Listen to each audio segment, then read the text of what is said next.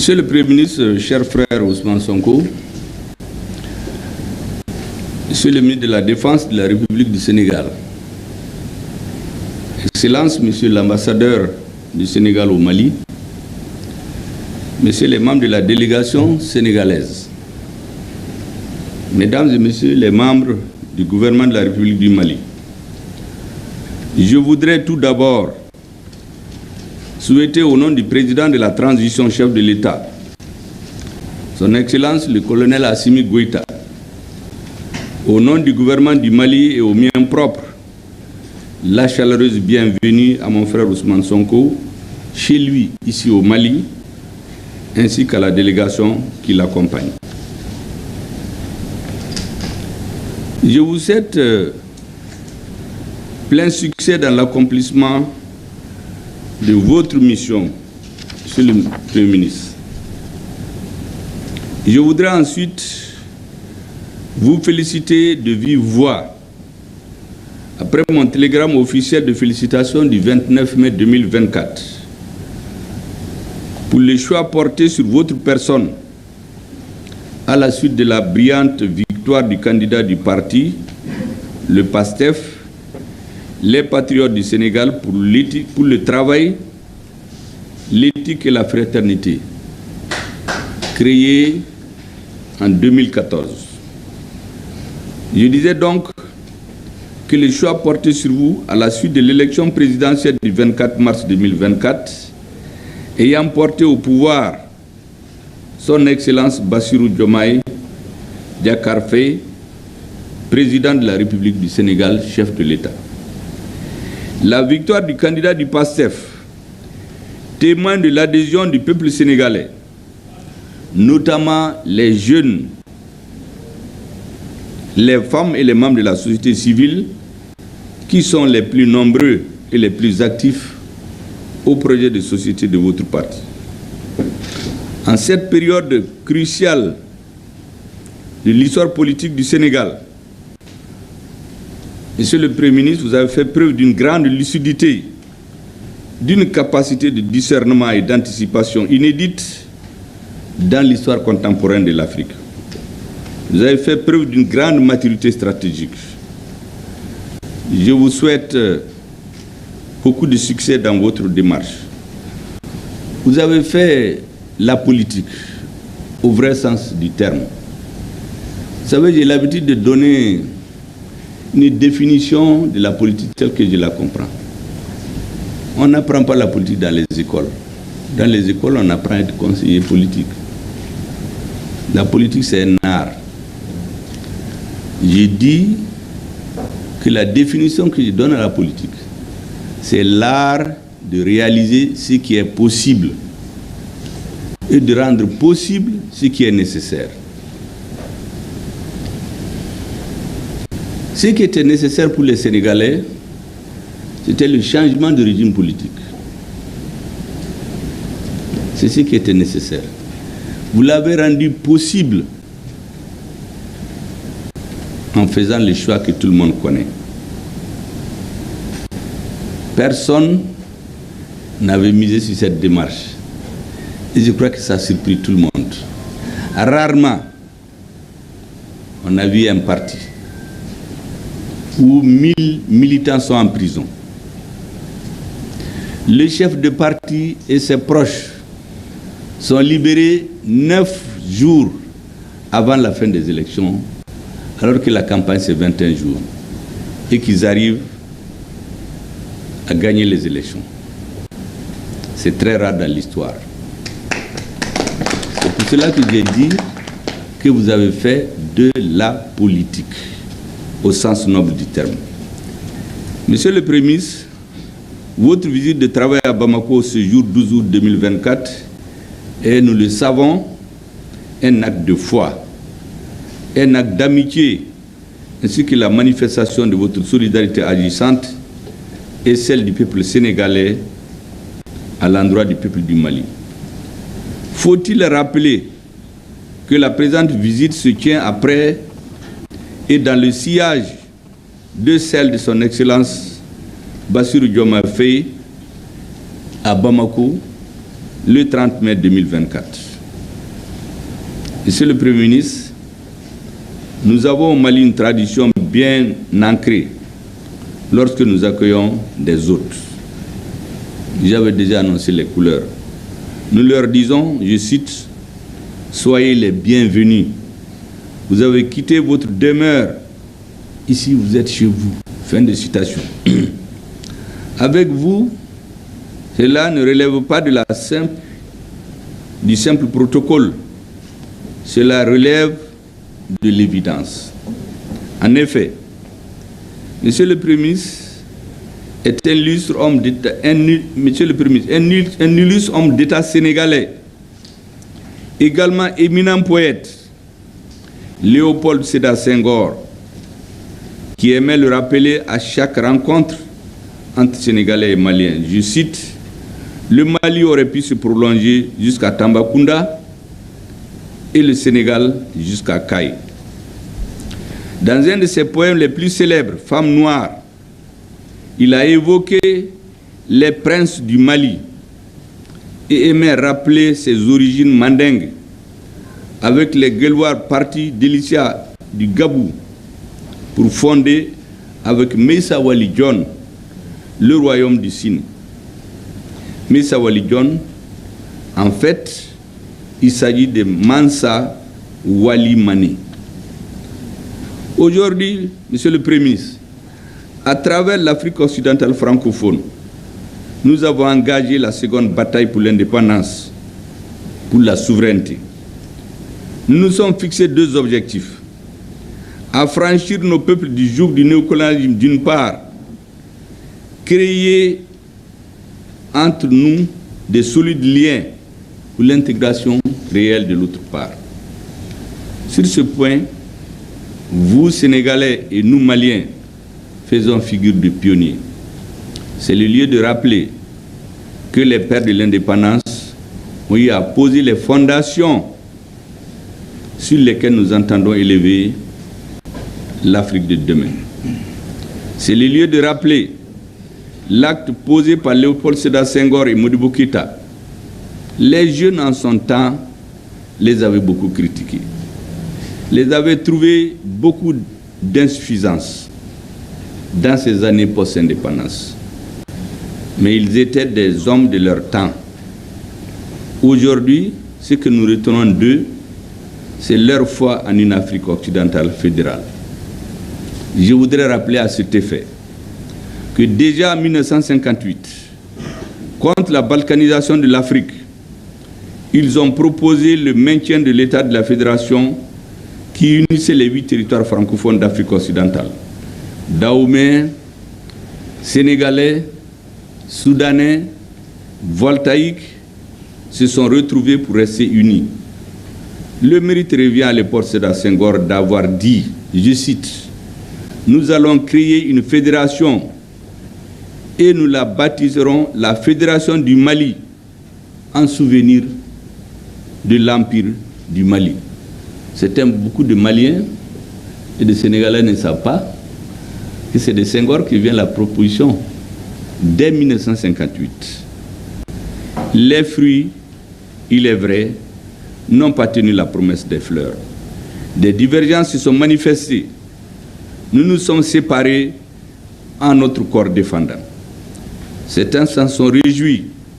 Il s'agit de ceux, là je cite, qui disent la voie droite et cheminent vers les chantiers obliques, qui invitent à leur table et demandent d'apporter notre pain, qui donnent de la main droite et de la main gauche enlèvent la moitié, qui haïssent les occupants et imposent aux autres l'occupation, qui ouvrent des voies triomphales aux héros et n'ont que mépris pour nous. Bien sûr, ils s'étaient réjouis, mais nous sommes restés solidaires parce que condamnés à l'être par l'histoire et la géographie. Avant le réseau Internet, Monsieur le Premier ministre, il y a eu le réseau ferré, l'inoubliable Dakar-Niger, qui fit que des quartiers et certaines villes et bon nombre de villages ont été baptisés de nom Bambara.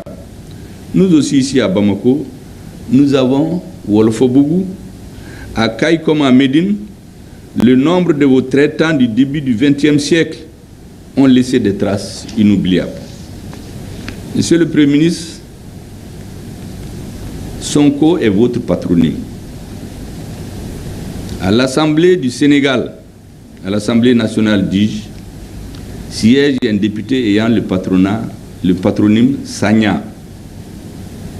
Sur les pelouses de l'Afrique et de l'Europe, évolue un joueur ayant le patronyme Mané.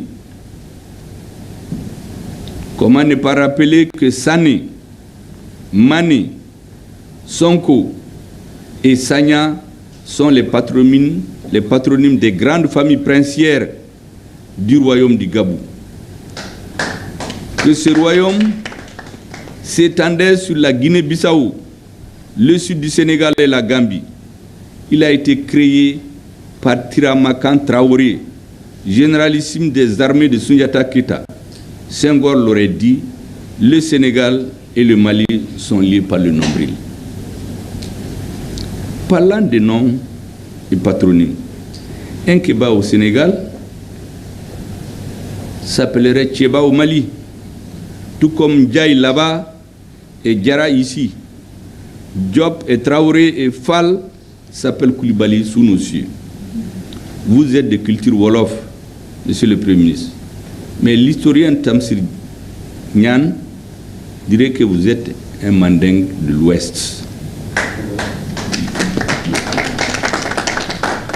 La délégation que nous accueillons aujourd'hui à Bamako est une délégation à nul autre pareille, car elle est celle du pays dont les couleurs sont vert, or, rouge, dont la devise est un peuple, un but, une foi. Les mêmes couleurs, la même devise que celle de la République du Mali. Lien peut-il être plus fort que celui-là? Je pourrais continuer à foison les similitudes ainsi que les liens forts, uniques et inaltérables existant entre nos deux peuples frères. Qu'on donc, Monsieur le Premier ministre, Samambok, mon frère, Manela Bismillah, je dis bien, bienvenue. Tiens, aujourd'hui, Fiti Bamako, ici à Bamako. Djalen Djeuf, merci de votre attention.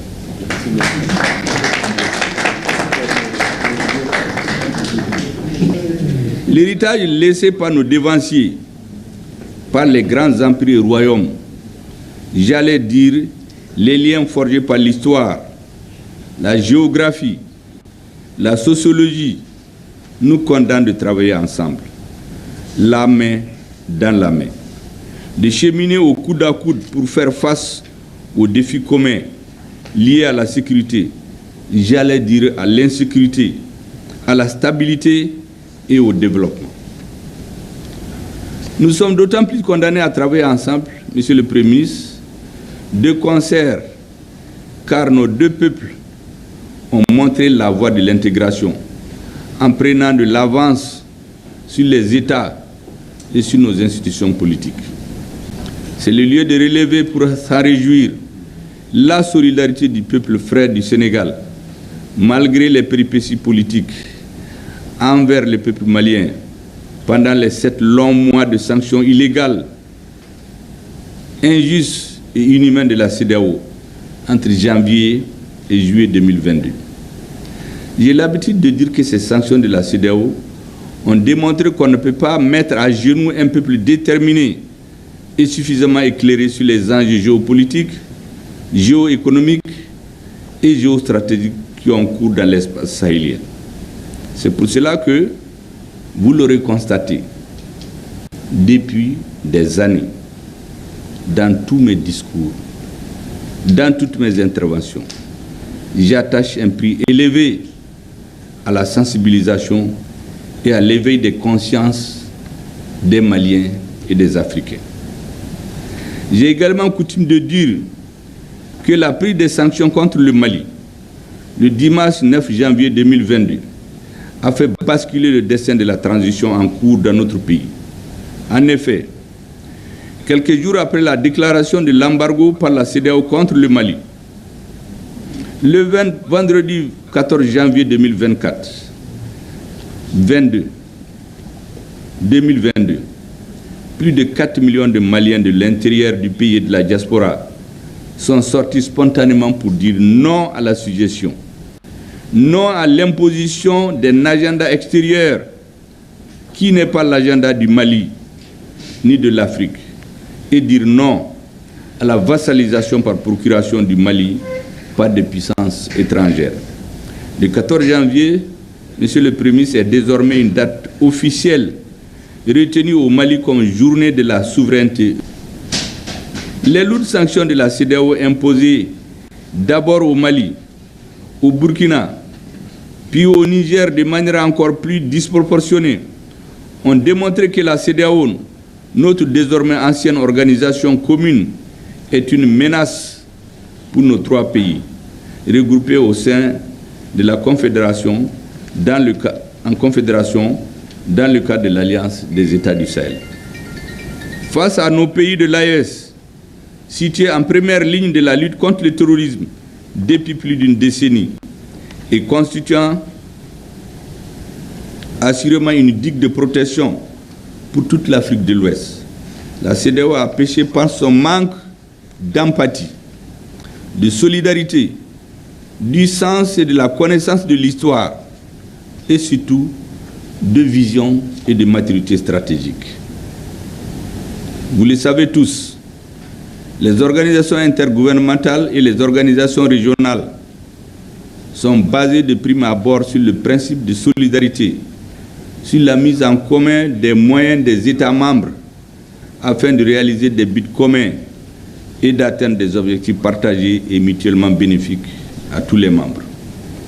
Ces principes ont été dévoyés tantôt par l'inertie, tantôt par l'arrogance, tantôt par l'ignorance, tantôt par le mépris. Des actes d'une extrême gravité qui concourent à la désintégration ont été posés, non pas par les pays de l'AES, mais par la CEDEAO d'abord. C'est le cas du gel des avoirs financiers au niveau de la Banque centrale des États de l'Afrique de l'Ouest et la fermeture des frontières qu'aucun texte de l'organisation ne prévoit. Même la réglementation internationale au niveau de l'ONU interdit de prendre un embargo contre les pays sans littoral. Ce qui est le cas du Mali, du Burkina et du Niger. Et c'est pourquoi nous invitons tous les partenaires de bonne foi à avoir une lecture objective, lucide et équilibrée de la situation pour mieux comprendre et envisager les solutions basées sur l'écoute mutuelle, incompatibles avec l'ostracisme dont on a voulu frapper les pays de l'AES. Je le redis, l'AES n'est pas mise en place contre la CEDEAO. Elle est une alternative crédible à pour l'intégration sous-régionale. L'AES n'est pas le bourreau, elle est la victime. L'AES est engagée dans un combat de survie de ses États membres et de ses nations, pas des régimes politiques, comme certains tentent de le faire croire avec malice. L'AES n'est pas un épiphénomène, Monsieur le Premier ministre, mais une vision stratégique à long terme de leur Excellence le capitaine Ibrahim Traoré, le colonel Assimi Goïta et le général de brigade Abdraman Tchani, respectivement chef d'État du Faso, de la République du Mali et de la République du Niger, afin d'impulser le renouveau de l'intégration sous-régionale au profit des peuples de notre espace. Pour cela, nos États regroupés au sein de la Confédération des États du Sahel depuis le 10 juillet 2024 sont fermement engagés pour l'autonomie d'action des organisations africaines dont ils sont membres, afin que définitivement ces organisations soient pilotées par un leadership proprement africain. Dans cette optique, notre pays, le Mali, a donné une valeur constitutionnelle à travers l'article 34 de sa constitution de la aux 3 principes directeurs de sa politique de coopération, désormais axée sur, je cite, 1. Respect de la souveraineté du Mali. 2. Le respect des choix de partenariat et des choix stratégiques opérés par le Mali. 3. La prise en compte des intérêts vitaux du peuple malien dans toutes les décisions. C'est en application de ces principes que le gouvernement du Mali a été amené à rompre le 9 août 2024 ses relations diplomatiques avec l'Ukraine, qui a assumé officiellement son implication à contre-courant dans la lutte héroïque que le Mali, donc les États de l'AES, mènent contre le terrorisme. Est-il besoin de rappeler que déjà en 2022-2024, les pays de ce que j'appelle Jean, John et Johnny ont tenté en vain de nous impliquer à travers leurs médias dans une crise géopolitique et géostratégique qui a lieu entre 2 États de notre continent. Aujourd'hui, les masques sont tombés. Là également, Monsieur le Premier ministre, nous attendons des prises de position claires et fermes des États africains. D'ores et déjà, les États membres de la Confédération de l'AES ont été clairs, fermes et concrets, précis aussi quant à leurs relations avec les alliés du terrorisme. Je termine en rappelant le caractère absolu de ces 3 principes que j'ai énoncés plus haut, qui guident l'action publique au Mali. En rappelant aussi la nécessité de renforcer le dialogue politique, comme l'atteste, Monsieur le Premier ministre, votre visite aujourd'hui.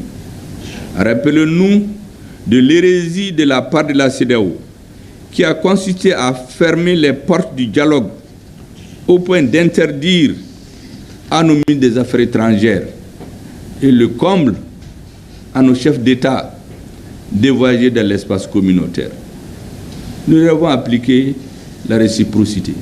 Et certains ont apparu surpris, comme si le Mali était un État quelconque, un État vassal. Vous fermez vos frontières, vous interdisez même à notre président de voyager, et puis vous prenez votre avion, vous venez traverser, vous voulez donc traverser l'espace aérien malien. On les a proprement conduits.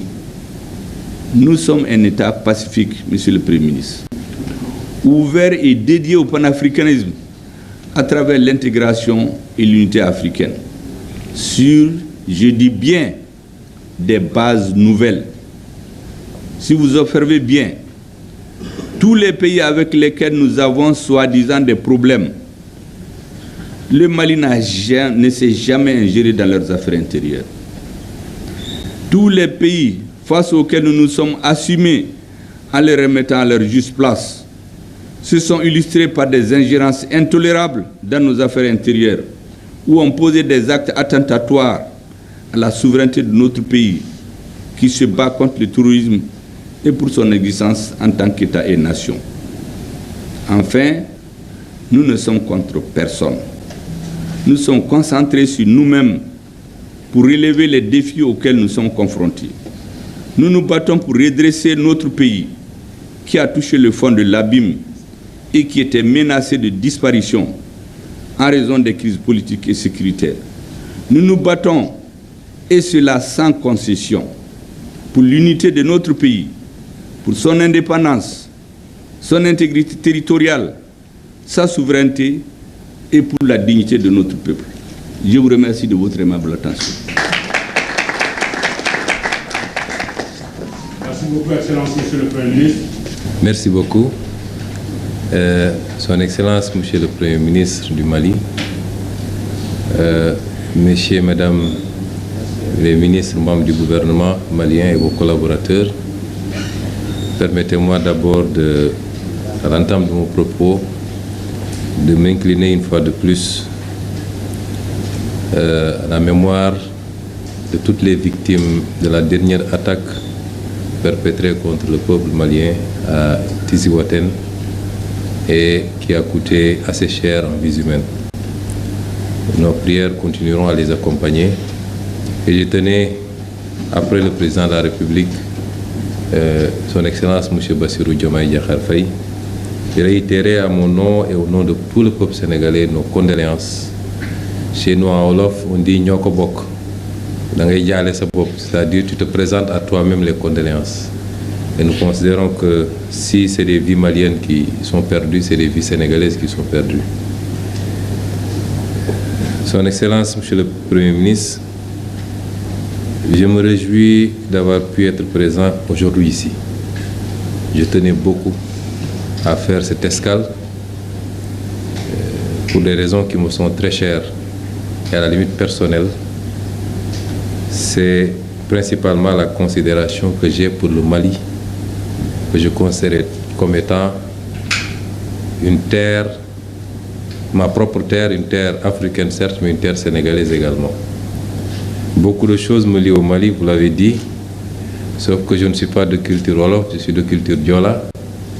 Et donc, j'appartiens à cet empire du Gabou, comme vous l'appelez, qui regroupait beaucoup de zones, une partie à la Gambie, la Casamance, une partie de la Guinée et peut-être même une partie du Mali actuel. Nous avons des origines maliennes également. Si je pouvais remonter assez loin dans ma généalogie. Et de manière lucide, l'histoire, comme vous l'avez rappelé tout à l'heure, a très tôt lié les destins de nos deux pays, qui en réalité ne sont deux pays que parce que le colon l'a voulu.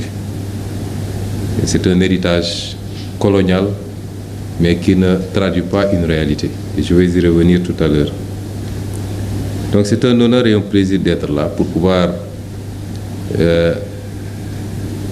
renouveler notre attachement à cette terre malienne, présenter nos salutations, mais également nous solidariser avec le peuple malien pour cette lutte qu'il mène, une lutte légitime pour sa souveraineté, mais une lutte également contre ce phénomène très lâche qu'on appelle terrorisme. Et vous assurez que rien de ce qui pourra déstabiliser le Mali ne viendra du Sénégal, en tout cas pas sous notre régime. Monsieur le Premier ministre, vous avez fait un brillant discours qui retrace un certain nombre d'éléments. Évidemment, nous sommes là pour discuter tout à l'heure, quand on sera seul, de la coopération bilatérale sur un certain nombre de questions qui sont d'intérêt commun, qui nous interpellent. Et vous en avez abordé un certain nombre. Et vous avez fait également de longs développements sur la situation que nous vivons tous dans la sous-région. Son Excellence le Président Bassirou Diomaye Faye a été désigné par ses pairs pour, avec le président Faure du Togo, conduire une médiation. Et je tiens à préciser que je ne suis pas là dans le cadre de cette médiation. Un haut représentant a été désigné, en tout cas du côté du Sénégal. Un agenda est en train d'être élaboré et la médiation se fera dans ce cadre bien particulier.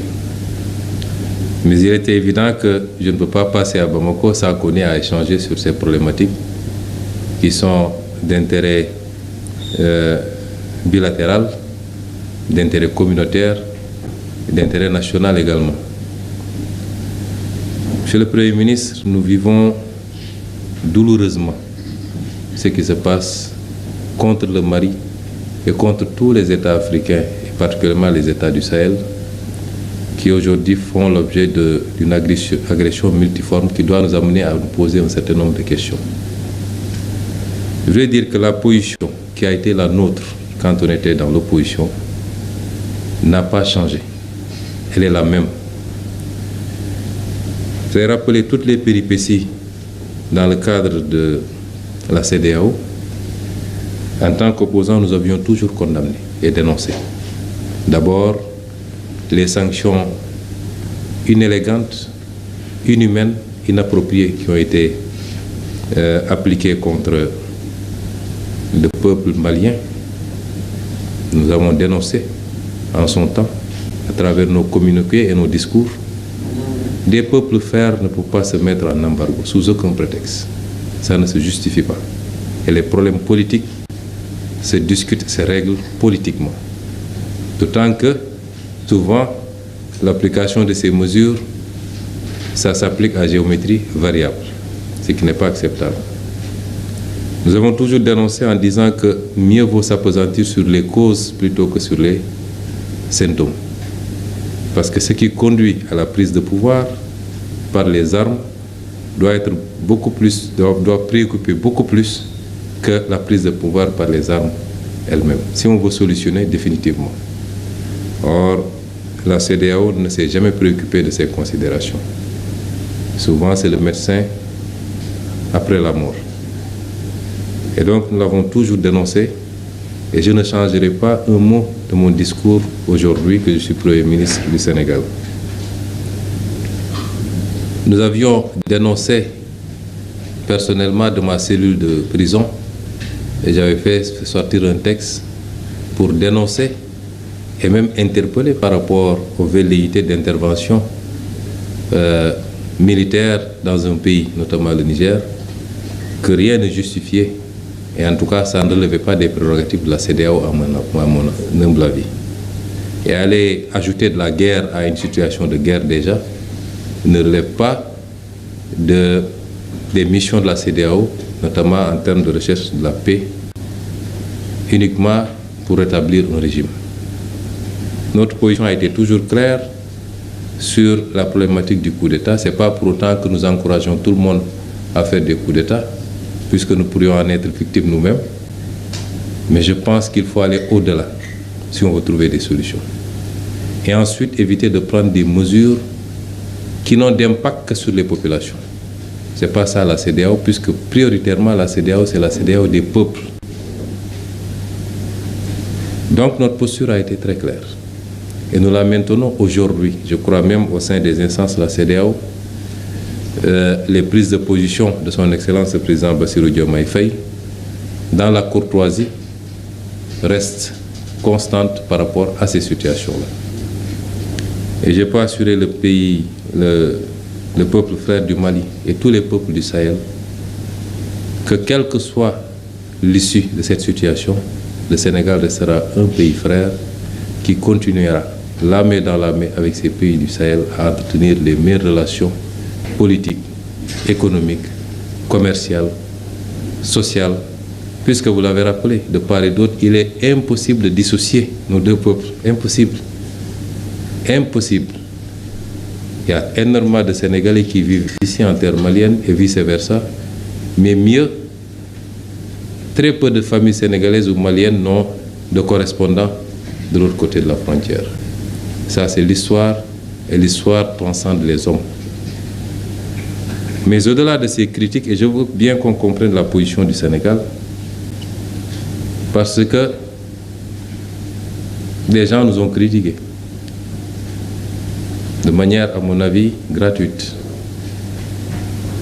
Nous ont critiqués parce que nous disons simplement que nous voulons que malgré tout, nous souhaitons que la famille reste unie. Parce qu'une famille se querelle. Une famille peut avoir des problèmes internes. Monsieur le Premier ministre, les Européens ont plus de problèmes entre eux que nous, entre nous. Puisqu'ils ont pu se faire des guerres mondiales qui ont coûté des millions et des millions de morts. Je ne pense pas que nos problèmes aient atteint ce niveau. Mais quand ils ont compris que leur destin était lié face à l'évolution du monde et face à l'émergence de grandes puissances, ils ont essayé de mettre de côté un certain nombre de choses. Et les deux pays qui ont déclenché quasiment la guerre et qui sont livrés plusieurs autres guerres avant, ont été les moteurs de ce qu'on appelle aujourd'hui l'Union européenne, c'est-à-dire la France et l'Allemagne. Je pense que quand il y a un problème en famille, on s'assoit, on situe les torts et on fixe, on dit voilà là où le problème se pose. Et nous n'avons pas eu froid aux yeux de dire, à notre avis, que la CEDEAO a très mal géré ces considérations. Et si c'était notre régime qui était au pouvoir à l'époque où ça se faisait, nous aurions fermement posé notre veto et il n'y aurait jamais eu d'embargo contre le Mali venant du Sénégal. Nous l'avions dénoncé.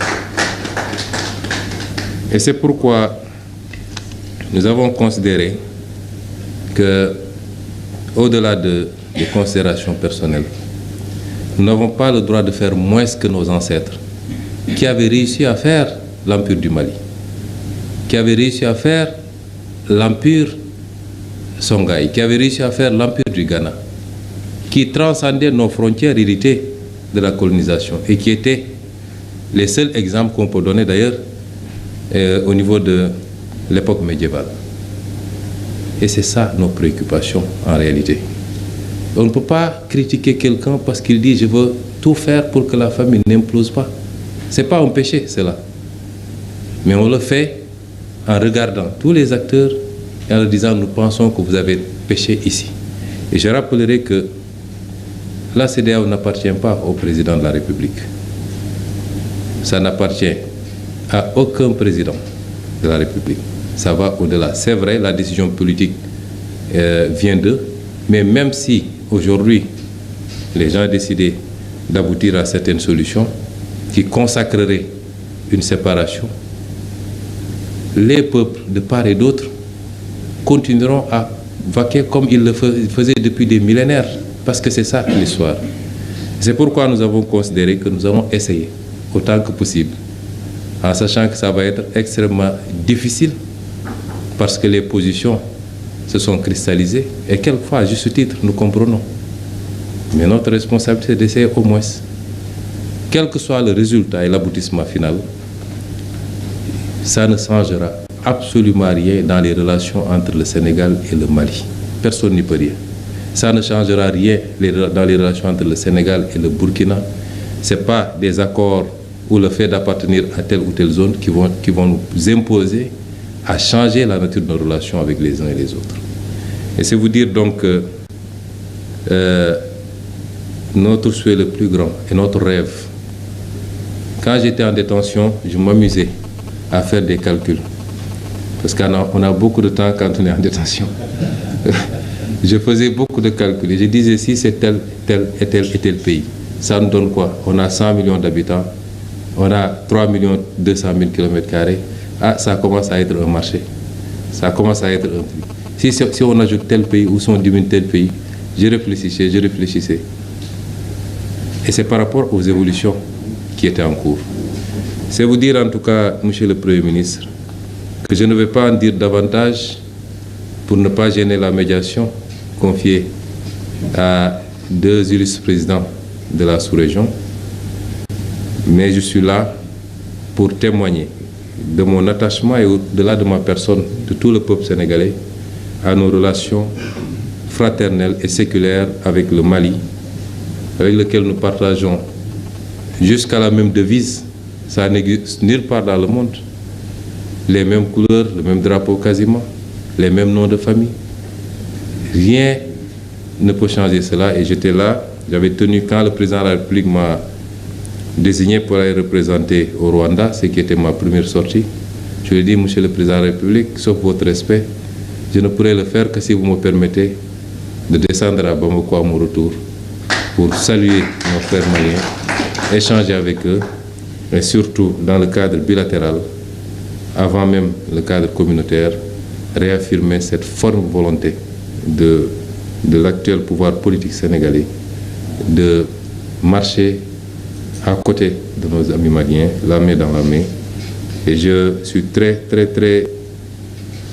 touché par l'accueil qui m'a été réservé, moi et ma délégation, ici. Tout le gouvernement quasiment est ici, là.